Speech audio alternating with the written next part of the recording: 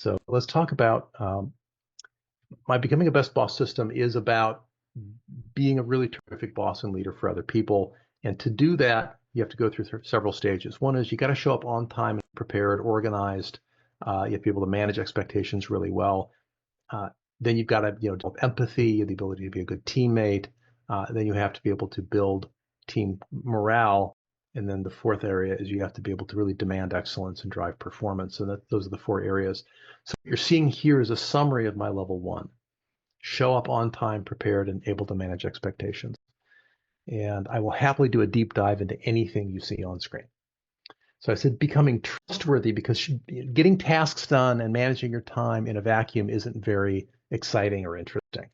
But to do it in a way that builds trust and helps you build relationships and build your reputation and improve your career and the arc of your life, I think is interesting.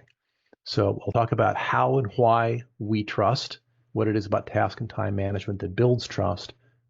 I'll give you some guidance and specific techniques that I teach and use on how to manage tasks and be organized, how to manage time and therefore priorities. Fourth is how to manage expectations. Now, this is a deep dive. I have a 4-hour class on this, so you're going to get just an overview of some of the depth of expectation management. And then we'll loop back and look at what we just learned about how these elements can help you build trust others in you and build your own trust and confidence in yourself. Here we go. So humans trust others and even trust ourselves when we see the demonstration of three major areas. Number one is competence.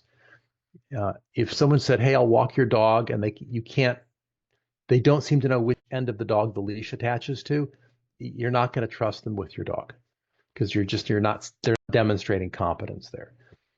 Or they could be a great dog walker, but they say, "Hey, let me invest your retirement portfolio." And you're like, "Yeah, I trust you with my dog."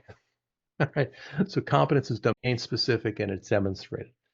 It's also, by the way, I'll give you some techniques on how to demonstrate. We also assess each other on our reliability. Specifically, do our words and our actions match up? So if a person is a domain expert, they have high competence, but we don't seem to be able to take them at their word, or they make promises they don't keep. It's not that they don't know the material, it's they don't seem to be able to, show up on time and prepared. Don't trust them as much. Thirdly, we want to see into their heart. We want to know what moves them and motivates them. We want to see demonstrations of their generosity. We want them to put us first, at least a little bit, not all the time. We don't want them to be martyrs to us, but we want them to put our interests ahead of their own, at least occasionally, through acts of generosity. And so if you're trying to be trusted, you want to make sure you're looking for opportunities to demonstrate your competence, demonstrate your reliability, display openness and vulnerability appropriately, and so show some generosity, but not too much. Okay, I have a diagram I use for this. We'll get you a copy of the slides if you're really interested. And you'll see there are 3 pillars of trust. The research on this goes back to 2007 with C. Sean Burke. It was adapted into a popular form in a book called The Trusted Executive by John Blakey. And you see competence is that blue circle, integrity is the red, and benevolence is the green. And if you lack any one, people don't trust you as much. Okay, so we'll look at how tasks and time feed into that. Task management. If you have questions, by the way, feel free to just start hammering the chat. It'll be fine. I am more than happy to take questions as they occur to you. Task management. I'm a big believer in a couple of key practices. One is called universal capture, and that is you have one method that you always use to capture tasks that come up. They pop into your head or somebody asks you and you say, yeah, whatever it is. This could be a notepad. This could be a voice memo to yourself. Maybe you text yourself. Maybe you type into a text document in your phone. I don't know what it is. You figure it out. But come up with a system. My universal capture system is Janine. I send her messages from various platforms. I'm like, this looks interesting. Make me a card, I'll say, and then she puts it into ClickUp, which is our task management tool. So in a sense, ClickUp is our universal capture, but in reality, Janine is my universal capture. I just send her stuff and she has to sort it out. Uh, but it works, right? The universal capture principle is maintained. And what this means is at any given time, you are not at risk of dropping the ball, of having a task come your way and you forget to record it. Do not trust your memory. Do not trust your memory. Do not trust your memory. Universal capture. So now, once you've captured, you want to go back and do something called a mind sweep. This is documented very brilliantly by a guy named David Allen in a book called Getting Things Done. I'll just describe it to you very briefly. You uh, go to your universal capture source and you dump everything into, I prefer a spreadsheet, but it could just be a list. And as you're making the list, then let your mind wander and notice, oh, what have I not written down, but it's in my head? Oh, I got to get salt for the water softener. Oh, I have to remember to pay my landlord that fee. Oh, I have to remember to turn off the extra phone line that we're not using anymore. This stuff that pops into your head and you didn't capture it during universal capture, during the mind sweep, you can get it. The way to do a mind sweep is to sit quietly with no distractions, no social media, no entertainment of any kind, no music with lyrics in it, and let yourself get bored. And as you're sitting there bored, your mind will wander, and that's when these reminders will pop in, and you capture them all into this list, and you process them using the next step, which is called the natural project planning method. It's very simple. All you're going to do is look at the thing you wrote down. Let's say one of the things that popped into my head was mom, right? Just my mom. Yeah, I'm like, oh, so I write down mom because I'm capturing mind sweep, capture, capture, capture. Now I'm in the natural project planning process. I go back and I look at my list and I see mom and I'm like, well, what about her? That's it's not a task, she's a person. What's the work here? Oh, what's the desired outcome is the next question you ask yourself. What's my desired final outcome? In this case, the thing about mom is that her birthday is coming up and I want to have this really nice birthday dinner for her. So my outcome is a really nice birthday dinner for mom on her birthday. Okay. So next to mom, in the next column over in the spreadsheet or off to the right on a piece of paper, is I write that outcome as it would look when it was done. We have a nice dinner, something like that. So you use the language of completion. You describe it as if it were done. So you can visualize happy completion, successful completion. Then the next thing you write is, okay, if I were doing nothing but this, just working on the dinner, what is the next step that needs to happen? Oh, we haven't picked a restaurant. How do I do that? I got to call my sister. Okay, immediate next step, I got to call my sister up and ask her. Now it's midnight when I'm doing the sweep. I'm not going to call her, but it's okay. I just write down my next step. And you only need to write down one next step for good task management.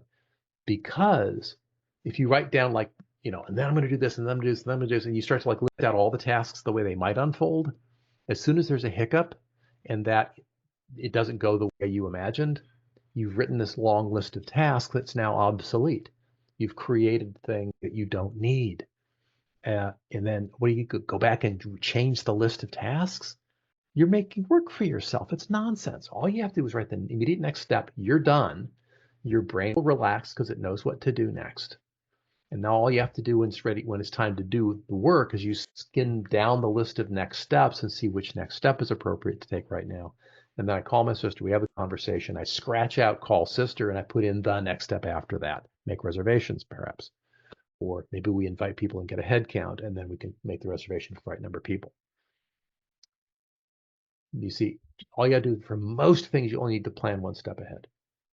If you do just these things I'm describing, you will be ahead of the vast majority of people, the vast majority. And if you'd like to use a system like a bullet journal, bullet journaling is free. You can find plenty of YouTube videos that'll walk you through the process. It is a well-documented method for tracking and managing tasks over time in a paper notebook. And it can be one of these wildly inexpensive spiral notebooks you can get, 10 for $1 or something at back to school sales. And it's a fine system. It may not be right for you, but that's okay. If you have no system, you need a system. And then if it's not working perfectly for you, then you can tweak the system and make it your own. But always start, my advice is always Go to something that's well documented, that's better than the nothing you've got now. And then you can elaborate on it. Don't go for perfect, go for good enough. You'll notice there's a minimalism in everything I'm saying. Just one step into the future, maybe try bullet journaling. We're looking for something that's simple and easy to do. Because if your task management system is huge and grandiose, it's going to be burdensome and it's going to crush you. Questions or comments on this before I move on? Does this feel like it's doable? Are you beginning to see what it might look like? If we had more time, I would actually like put up examples of mind sweeps and so on, but hopefully you can follow just the verbal description. All right, dead silence. I'm going to assume you're doing okay. If you're not, it's your own darn fault. I'm moving forward. Time management. Let's talk about that. When we say time management, most people think of deadlines. They don't always think of timelines, and I want you to think of both. So for every next step, right, for your outcomes from the mind sweep, you've got your list of projects. Each project has a next step. There's probably a deadline implied. Go ahead and write down the important deadlines, not every one of them, but just the important ones. And then on your calendar, I want you to block out chunks of time to do the work of the tasks. Far too many people have nothing on their calendar but appointments with other people or classes where they're with other people. And there's lots of white space and they don't know what to do with it. And if you put in chunks of time dedicated to certain kinds of things, you will find yourself getting a lot more done. There's in particular, this technique called time boxing or the Pomodoro technique. They're not synonyms, but they're related very closely to one another. So let's say you were going to work on your task list from the prior step, where you did your task management, you identified all these projects, each one's got a next step, and then you're thinking, okay, how do I do time boxing? I would say block out 25 minutes on your calendar for phone calls. And you're going to scan that list, you'll put a little check mark or some sort of indicator, circle next to each thing that is a phone call. Then in your phone call time, you just make those calls, boom, boom, boom. And if you've got 25 minutes worth of calls, you get them all done. If you're finished early, you can do something else or take a break. If you run out of time, you stop at 25 minutes or whatever your time box size is. In the Pomodoro technique, again, it's a very highly documented system. There's a bunch of YouTube videos that explain it, so you don't need me for that.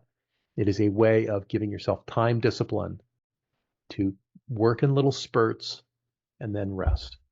And if you work in little spurts, 25, 50, whatever your personal cycle is, and then give yourself a break, you will have more stamina and you'll get more done over time than you would if you tried to grind it out without any breaks. We need to sprint and rest, sprint and rest. People get more done over time that way, in my experience.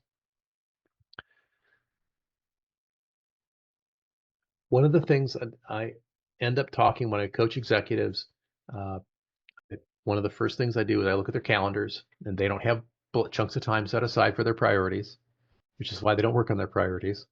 And they end up going to yes to every meeting. Why do they say yes to the meeting? Because someone went to their calendar and saw that they looked open and they booked a meeting. Oh, no, I'm sorry, you can't book my time of Thursday afternoon. That's already reserved. What's it reserved for? My time box. I'm working. So no one's going to come in there and steal my time away. I've already reserved it for me, for my priorities. And time management is priority management. You will not get everything done by the end of this week, this day, this year. Some things will go undone. And all you can pick is, first you try to be effective to get as many things done as you can. But secondly, which things are you willing to get in trouble for not doing? If you know you can't get them all done, some of them are going to be left undone. Which things will those be? Hopefully they are the lowest priority things. If you prioritize keeping your friends happy and social media and going out and being social and doing favors for friends, and you never get around to your writing, you never get around to your studying, you never get around to your project, your book, your self-development, by the time the year's out, none of that got moved forward, and your priorities didn't get the time and energy they deserve, and you didn't make the progress you deserve to make. So time management is where you manage your priorities. Okay, questions on time management?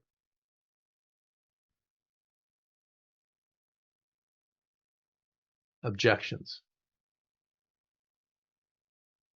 Have I offended anybody? Does this fly in the face of existing advice you've got? Have I utterly confused you and you need me to unconfuse you? All right, dead silence. That means I believe that silence implies consent. I move on. Let's talk about expectation management. This is where you really build trust. It also can be a place where you save a lot of time. There is a technique or a tool called the accountability loop. There's a diagram on the next page, which I'll show you in a moment. It has best practices. That there is a 4-hour class that I teach on that. I am not teaching it today. What I will give you is an ebook that summarizes all of the best practices of the accountability loop. That'll be my gift to you through Janine. When you use the accountability loop, you are learning how to proactively manage expectations. And remember that expectations is 1/3 of trust. It's the integrity part of trust. One of my strong pieces of guidance for anybody who wants to build trust with others is make sure you set clear expectations. Many of us are tempted to be vague with our expectations. I'll get to that soon. I'll try and get started soon. What? I don't care if you try or not. I don't care when you start. I want it done. Tell me when you're going to get it back to me. That's what I want to hear. But if you're afraid to make a clear promise, you'll try to be vague in your expectation setting. And now I don't trust you at all because I don't know what to expect. You want to set a clear expectation, make sure it's one you can hit. And if you're not sure whether you can hit it, then before you say yes, you want to ask questions. I'll talk about that in the next slide. And then, having set a clear expectation that you could fail, because remember the vague one, you can't fail. That's why we want to be vague, is to avoid failure. Oh, but wait, we didn't set an expectation that was clear. Therefore, the person can't trust us because they don't know what to expect. Oops, we're failing already. You set a clear expectation of Thursday. And then you find out on Tuesday, Thursday is not going to happen. It's going to be Friday at the earliest. When do you tell me? And the answer is as soon as you know. You proactively renegotiate the expectations. You say, hey, Mr. Cox, I know I told you Thursday. Here it is Tuesday. Some stuff has gone on. I did not properly manage my subcontractors. I apologize. It's looking like it's going to be Friday. I'm so sorry. If there's some way I can ease the impact on you, please let me know. Right? You never blame others when you're renegotiating, right? You take responsibility for that. And the act of proactively renegotiating expectations marks you as an exceptional player. People love that. They'd love it even better if you just hit Thursday. We all know that life happens. And if you're the kind of person who proactively renegotiates, oh, they care about me. They're taking the time to communicate proactively with me. They're on top of their stuff. They knew on Tuesday that Thursday wasn't going to happen. They didn't wait till Thursday to suddenly be surprised by it and then surprise me. Wow, okay. So as the recipient of the work, I'm pretty pleased when you come to me to proactively renegotiate. And before you even say yes, learn to push back on requests. If you aren't 100% sure you can make a clear expectation, ask yourself, well, what would I need to know before I can make a clear yes? And here's the thing. Before you say yes, someone asks you to do work. Until you say yes, you have all the leverage. Right? Say, hey, Janine, I need you to spin up a 360 for an executive by next Tuesday.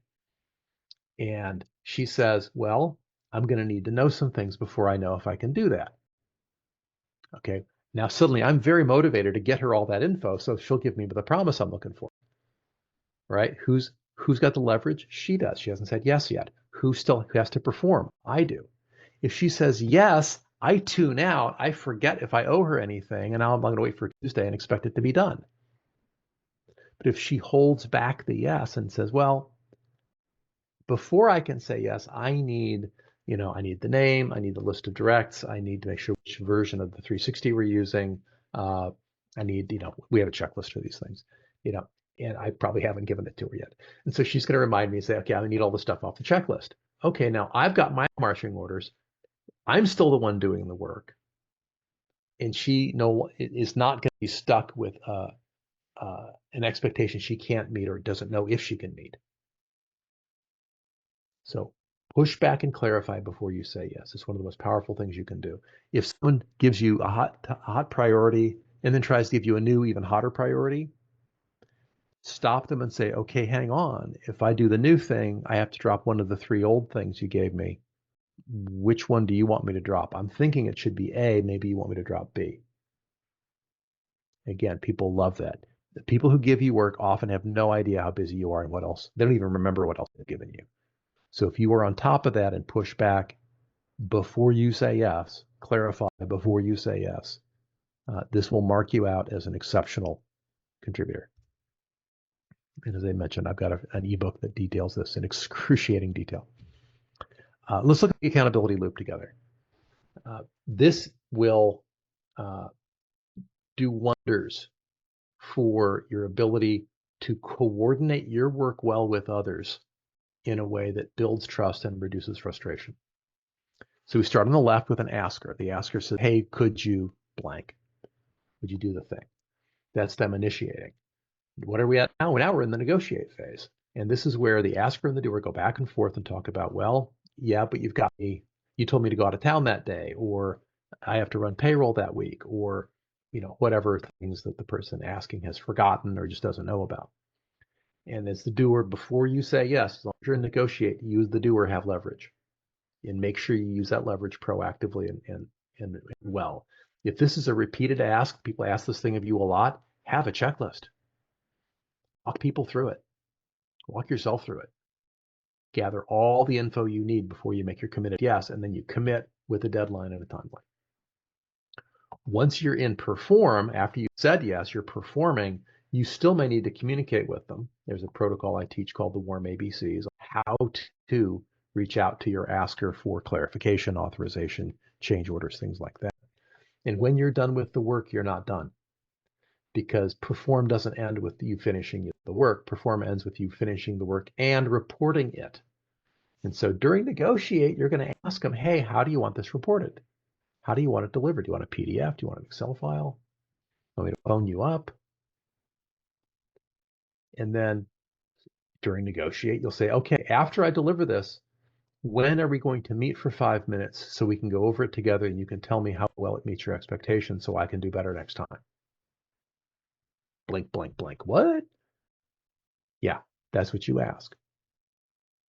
During negotiate, before you say yes, okay, blah, blah, blah, blah. So after I deliver this and I tell you it's been delivered, when will we make the time to get back together for you to tell me, what went well and how I can do better next time? And people are not used to that question, but they love it. This is how you get better and better over time. There's your accountability loop. And by the way, this works with kids. Ever since I talked to Janine in 2016, 2017, she's been using it extensively with me and with her family and with kids. And she has better stories than I do on this. You're often the asker. They are often the doer. They are not skilled negotiators, but you can teach them what questions they should be asking.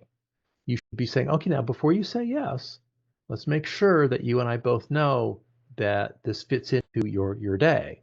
Or okay, if you're saying yes to this, that means you can't play your video games, right? Until after you do this. I mean, that's how this is going to work, right? Help them understand how to work their timelines, how to do their deadlines, how to manage their stack of responsibilities. And bake in the time to talk about, hey, you gave it to me and you told me you did the work. Empty the dishwasher and tell me it's empty.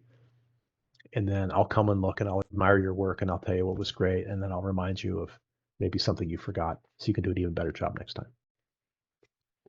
Janine, is there anything you can add? You'd use this with kids a lot more than I do. I mostly do this obviously with adults, and of course you'll be using it with your colleagues, your coworkers, your boss, your subordinates, parents, and so on. But in terms of using it with kids, Janine, do you have a thought or an example? I'm putting you on the spot, yes. One way that I found the accountability loop works well with the kids is having it in my head that they have to be able to know what I'm asking of them. I can't just say, hey, you need to go clean your room, if we've never had a conversation about what clean looks like. Yes. A clear understanding of what done looks like. That's part of the negotiation phase. Yes. Absolutely. And keeping that in mind anytime I'm working with the grandkids and I have a request for a chore or just helping out, because it really helps me keep in mind to give them enough detail and information that they can succeed in doing it. People love to succeed. Whether that's making little charts, almost like a checklist of what it takes to clean your room, little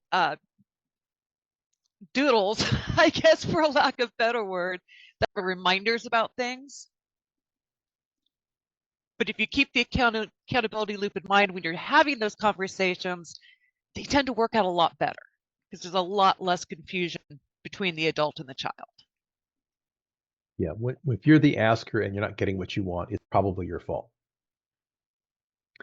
If you're the doer and your asker is frustrated with you, it's probably your fault, because there's a lot each person can do to take a lot of the responsibility for a successful experience. Okay, so let me move back to my theme of being trusted and show you how this all fits together. You become trusted by demonstrating competence. That includes having high accountability. It includes completing the tasks that are yours to do with high quality. The quality of the questions you ask makes you stand out to people. So learning to ask good questions. So during the negotiate phase, there's certain questions you find yourself curious about or asking. Write them down. Don't be afraid to ask good quality questions of people. Things like, okay, when this is done, what will it look like such that you'd be really, really happy with it? How do you know if it's successful? What will you see and hear? And people often have to go, oh, I'm not, I hadn't thought of that. And it's the kind of question that makes you stand out because you're preparing yourself to really overperform for them. Good quality questions. Demonstrate reliability. That means setting, resetting, and meeting expectations. It's better to set an expectation, even if you end up having to reset it, and then clearly meeting it. And if you want to quickly demonstrate reliability, make lots of small expectations. I will be there tomorrow, Tuesday at 6 a.m. sharp. And then you're there at 5:58, right? As opposed to, I'll see you in the morning. Now, you could just say, see you in the morning, and then they don't know what to expect, and then there's no completion. There's no loop to close because you never opened one. But the more specific you are, even with small expectations, and then you pointedly, without being too pompous about it, fulfill it, you start to build this aura, this reputation of someone who is precise in their words, clear in their promises, and meticulous in completing the promises. And people love to work with folks like that. Okay, demonstrating openness and generosity. You'll do that in part by sharing your inner state, talking about your feelings in a responsible way, an appropriate way, and asking empathic questions, demonstrating empathy in general throughout your interactions with people, and going the extra mile and giving a little bit extra. When you do that, you will have hit all of the criteria needed for people to just unconsciously trust you a lot. And that's the payoff, I believe, the long-term big payoff of masterful task management and masterful time management and the masterful management of expectations. And on that front, I would love to take your questions, if any. And I'm going to go ahead and shut off the recording at this point.